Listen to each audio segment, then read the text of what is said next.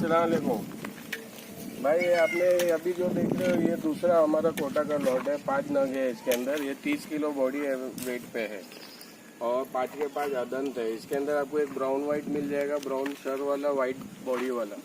एक black white mill जाएगा। एक फुल वाइट कोटा के अंदर है, एक ब्लैक वाइट कोटा के अंदर है और एक ये पूरा लाल कोटा में वाइट ईयर्स के साथ। अच्छे जानवर है। Body weight 30 kilo average weight है बॉडी का और 5 के 5 अदंत है।